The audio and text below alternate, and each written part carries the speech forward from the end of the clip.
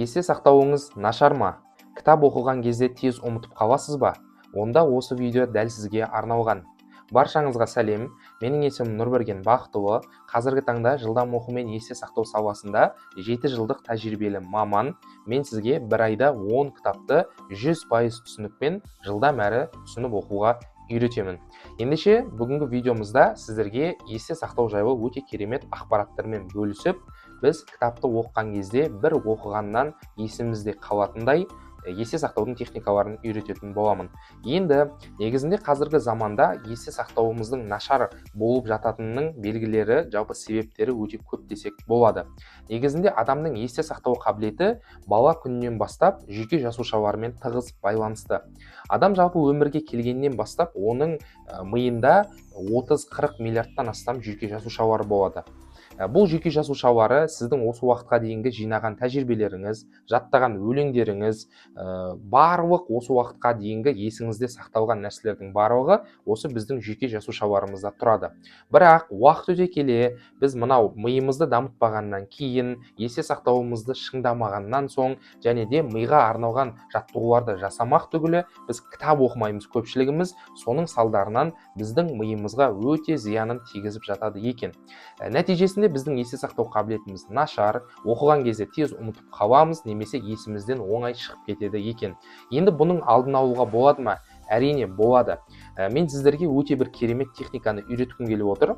Негізінде есте сақтау бағытында техникалар өте көп адамның жадына байланысты. Енді осылардың ішінде мен сіздерге Эббингауздың техникасын үйреткім келіп отыр. Енді Эббингауз деген кім? Жалпы ол қандай техника дейтін болсаңыздар, мына кісі, Ферман Эббингауз деген мына кісі. Бұл кісі енді немістік ғалым, есте сақтау бойынша өте тәжірибелі маман.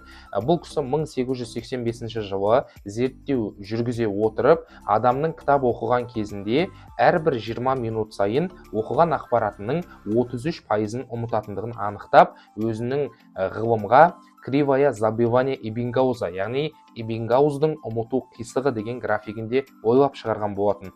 Енді бұл жерде менің айтқым келетін не деп ойлайтын болсаңыздар, біз бұл жерден қарапайым бір күшті түйінді табатын боламыз.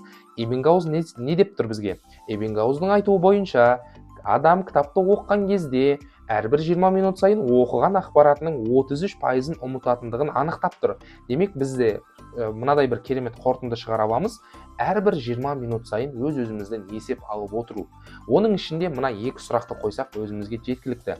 Мысалы, автор бұл осы жерге дейін жазылғаны арқылы не айтты? Я болмаса, екінші сұрақ, мен осы жерге дейін не түсіндім?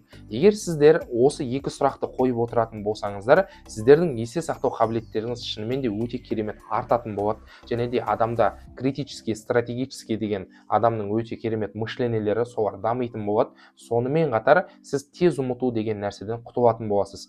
Уақыт өте келе сіз уже кітап оқып бастаған кезіңізде сама собой миыңызда осы сұрақтар болып жатады.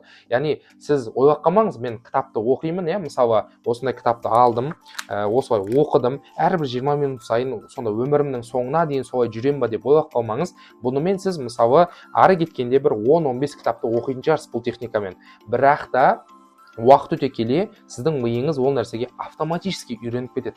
Соның нәтижесінде сіздің есте сақтау қабілетіңіз өте керемет дамитын болады.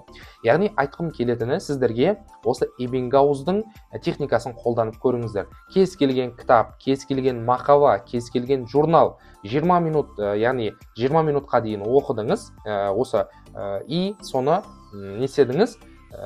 Қайтадан өзіңізге сұрақ қоясыз. Немесе 20 бетіне дейін оқисыз, қайтадан өзіңізге сұрақ қоясыз деген сияқты осы нәрсені өмірімізге енгізетін болсақ, біздің есте сақтау қабілетіміз өте керемет дамитынына мен сенімдімін. Сондықтан алдағы уақытта да сіздерге өте керемет есте сақтауға байланысты күшті пайдалы техникаларды шығаратын боламын. Сондықтан мені жоғалтып алмас үшін парақшаға тіркеліп, өте керемет дамушы адамдардың қатарына қосылып, кітапты жылдам әрі түсініп оқуға әрекет жасаңыз.